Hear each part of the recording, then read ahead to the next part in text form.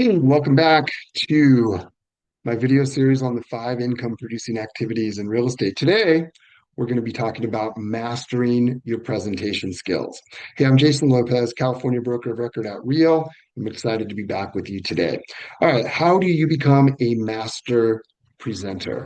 To me, this is my favorite element of the 5 income producing activities because this is where the rubber hits the road. You're face to face, belly to belly presenting your services. And becoming a great presenter comes down to 3 key areas: practice, rehearse, internalize. You've got to practice your presentation. That might mean just running through it in your head, saying it out loud to yourself, right? You've got to rehearse. That might look like standing in front of the mirror and actually running through the presentation. Maybe you sit down at your dining room table with your wife and kids and actually go through a listing presentation or a buyer consultation. And the third element is internalize. You've got to do it so many times, it just becomes second nature and it's just part of who you are as a real estate agent. Okay. So practice, rehearse, internalize your presentations. Critical elements to becoming a master presenter. Now, there are some other techniques that I want to share with you when it comes to questions or objections that might come up during your presentation. And I think it's important, number one, that you distinguish the difference between an objection and a condition. Okay. An objection is an unanswered question in their mind. Okay. They have a question, you haven't answered that question during your presentation. A condition is just that, it's something that needs to happen before they can decide if they're going to move forward or not. So, an example of a condition might be something like, "Hey, we're only going to list a house and try to sell it with you if the job transfer to Dallas comes through." Okay, so if you don't get the job transfer, you're not going to be making the move. We're not going to put the home on the market. You can't do anything about that. That's okay. An objection, again, is an unanswered question in their mind. Probably the best example of this is to frame it around the commission question. Hey, will you cut your commission? No. Why do you ask? Well, the 3 other agents we met with said they would. Okay, cool.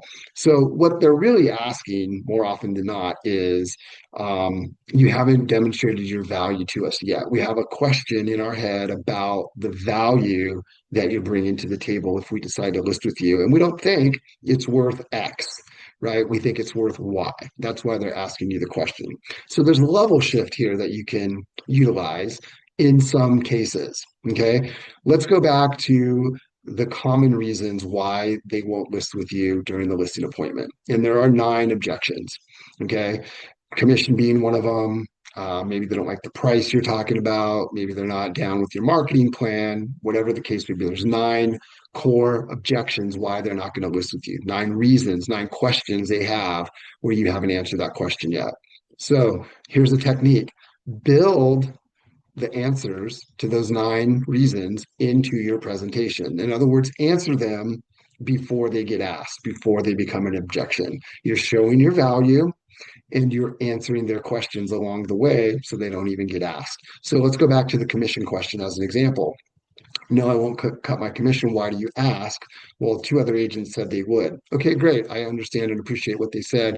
Let's go back to the market analysis. And if you recall, we talked about what homes are selling for currently in the market versus what they're listed at. Do you remember that? As you can see right here, the average agent in this market is selling their listings at 94% of list price. So they're getting 94 cents on the dollar, right? My track record, my listings are selling at 101% of list price. Through our marketing, we're generating multiple offers in most cases, and we're actually selling a little bit above list price. So just by listing with me, on average, you're going to put 7% more in your pocket at the close. And I think that's really what's important here, right? What you actually end up with at closing versus what my fee is, right? Same conversation on the buyer side, just in reverse order, right? Mr. and Mrs. Buyer, the reason you're going to want to hire me to represent you is because if you recall, on average, buyers are paying 97% of list price, 97 cents on the dollar currently in this market. That's what the average agent is able to negotiate. My buyers are paying 94% of list price. So on average, I'm going to put 4% or help you save 4% on the purchase price because I'm that good when it comes to negotiations. So again, you're answering the question, the objection, by building that into your presentation before it even becomes asked, right? That's the key beauty. So if you focus on practicing, rehearsing, and internalizing the scripts and dialogues around your presentations, you're going to get more contracts signed. And that's what it's all about. More contracts equals more closings, equals more income, and a better future for you and your business. Hey, thanks for tuning in.